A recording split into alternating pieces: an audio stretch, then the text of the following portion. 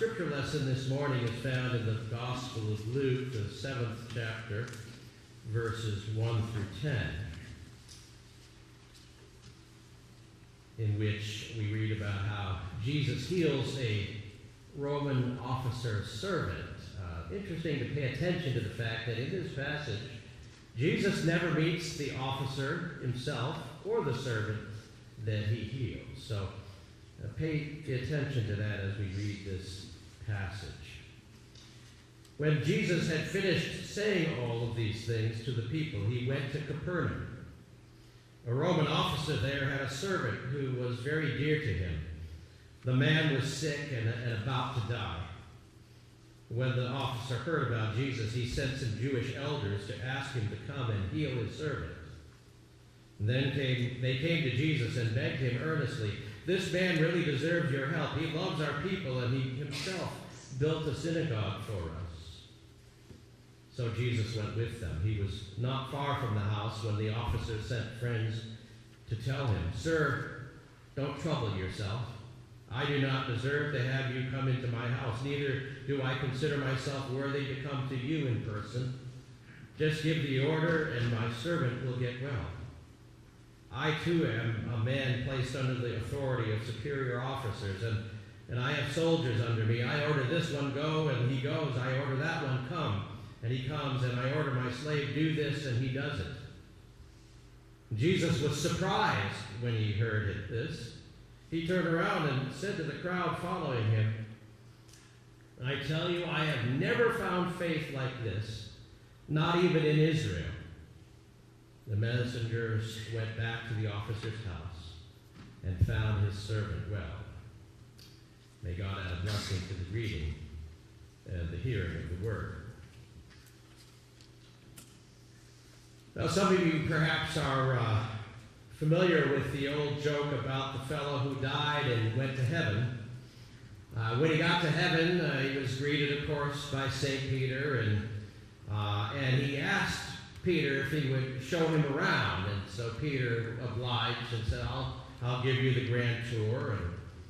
And as they were going around and looking at all the different places in heaven, at one point they passed by a large fenced-in area. And the man was very curious about this. Why would there be this fenced-in area in heaven? And he asked Peter about this. And Peter said, "Oh, well, that's the Baptists. But be careful not to disturb them. They think they're the only ones up here."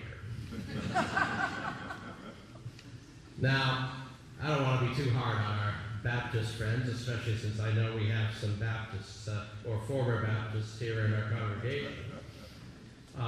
But while that joke makes fun of the Baptists, it could be told about all sorts of different religious groups. And that's because there are a lot of us church folk who like to play the game of who's in and who's out, who belongs and who doesn't belong. It isn't just Baptists to do that.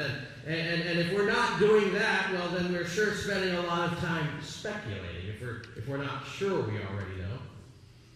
And I know this because in my own life, I have done my own share of speculating. Thankfully, not as much as I used to.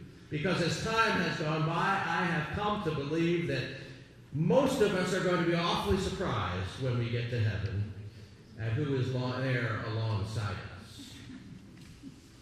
And we might find ourselves even surprised along the way at who God uses. I believe that because as I have read the Gospels more, I have noticed how often it is the least likely and most unexpected people who do the best things, who get the most attention, who are also, as more often than not, lauded for their faith. That's a theme in all the Gospels, and especially in the Gospel of Luke. Have you noticed this? Those of you who are students of the Gospels, have you come to understand that if you pay attention to Jesus, you begin to see that not much in God's plan unfolds as we would expect it to? Reminds me of the old saying that the kingdom of God is that which appears while we are making other plans for its appearance. Jesus' behavior is unpredictable, isn't it? The folks he reaches out to and the folks he holds out as examples are the last ones we would choose. The world of the Gospels is a topsy-turvy, cockeyed, upside-down place where the first are last, the rich are poor, the religious people are unholy, and where nothing is as we think it should be. You couldn't make this stuff up if you tried. It makes us think that all those things that perhaps that we see as right side up, maybe they're really upside down. And Jesus is working to right them up. Now, our gospel lesson that we read just a moment ago from Luke chapter 7 is an example of just this sort of thing. In this passage, we are presented with a situation where Jesus himself is surprised. Did you notice that? It must take a lot to get Jesus surprised. But here we have a situation where Jesus is flabbergasted. So here's what we find. Jesus is approached by some of the elders of the town of Capernaum who have come there on behalf of a Roman centurion. Now, they've been sent to ask Jesus if he would heal one of the centurion's slaves who is near death. Now, this is really an unexpected thing, an incredible thing. Think about it. A Roman centurion, a commanding soldier in an occupying army, a person who is part of the sharp edge of the Roman Empire, part of a cruel force that has dominated the people of Israel. In fact, for a lot of Jesus' neighbors, this centurion represents everything that is wrong with the world. And not only that, he's a Gentile in the land of the Jews, and so he is an outsider. He's a man of power and wealth in a land where few possess either, so he stands out in that sense and is despised in that sense. This is the man that these Jewish elders are representing. Now, I say they despised him, but that's only partly true. I mean, they despised centurions in general, and Romans in general, and tax collectors, and anybody else who had anything to do with the Romans. But somehow or another, in this case, this fellow has built up at least a little bit of measure of goodwill. And so the elders of the community, when they come to speak to Jesus, they speak well of him. They beg Jesus to help him. They say, this man really deserves your help. He loves our people. He even built a synagogue for us. And because we are told by Luke that they are begging Jesus earnestly, we don't have any reason to doubt their sincerity. But think about this for a little bit. There's some power dynamics that it's easy to miss, right? I mean, when this centurion asked these folks to go and speak on their behalf, do you think they felt like they had any option? No. No matter, even if they hadn't thought well of him, they would have had to go. They're sent to Jesus by the centurion, and I wonder if they're sweating a bit as they nervously ask Jesus to help this powerful man. Like, what's going to happen if they fail in their mission? So that's the unexpected situation we find in our gospel lesson. But there's more. Think about what this centurion is doing, this man of incredible power. Did you understand that the word centurion means that this was a person who was in command of 100 people, right? That's where the centurion, the cent comes in, century, all about 100. He's someone who, as he says, when he says for his the men under his command to do something, they do it. When he says go, they go. When he says come, they come. When he says jump, they say how high. And yet here he is begging Jesus for a miracle. That's a shocking situation, isn't it? It would have been certainly an enormous shock to the hearers. As one scholar points out, the situation shows a reversal, with the soldier usually in a dominant position with the people, placing himself in a subservient position to see Jesus, coming to him, begging for help that he cannot otherwise provide for his servant, his slave. And as Luke tells us, so Jesus went with them. He was not far from the house when the officer sent friends to tell him, "Sir, don't trouble yourself. I do not deserve to have you come into my house. Neither do I consider myself worthy to come to you in person. Just give the order, and my servant will get well." Amazing, isn't it? Shocking. But it gets even more crazy. This is where the story really goes off the rails, because Jesus does what he asks him to do, or what they ask him to do. And he's dazzled and surprised by the faith of this Gentile soldier. And listen to what he says. "I have never found faith like this, not even in Israel."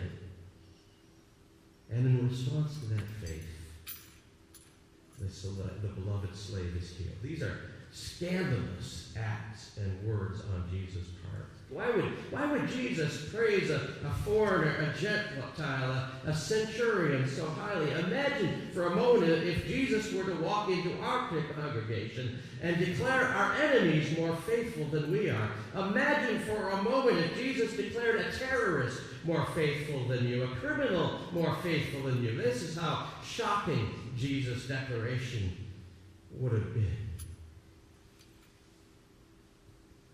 All sorts of topsy-turvy things going on in this story, aren't there? Now here's what I hope you can take away from this unexpected story. Sometimes, like Jesus, we need to be open to finding faith in unexpected places. Because what this passage tells us is that this happened before, and it will happen again. God will not be restrained by the boundaries we draw around one another. God will surprise us. God will even enrage us when God's grace extends even over those we deem unworthy of such a gift. This had happened before, and it will happen again. And what this means is that every time we draw a line between who's in and who's out, who belongs and who doesn't, whose prayers get heard and whose prayers don't, every time we try that kind of line, my sense is Jesus is on the other side. You see, what we need to learn from Jesus is that the church belongs to God, but God doesn't belong to the church. We belong to God, but God doesn't belong to us. God created the whole wide world, all races, all colors, all nationalities. The church doesn't own God. God owns the church and the whole wide world, and God knows the heart of a simple, trusting faith. Bishop Williman tells of a church that had a reputation for just plain old being nasty to each other. You ever heard of a church like that? Ever been in a church like that? Pastor after pastor came in only to leave discouraged by their lack of love for each other, let alone the world around them. But Williman tells of how this church was, in his words, born again. The church received a new pastor who taught them into paying for a new ministry to women and children who were victims of domestic violence. And when I say paid for it, it was not just that they sent it to some other agency. They paid to have this ministry in the life as part of the life of their church.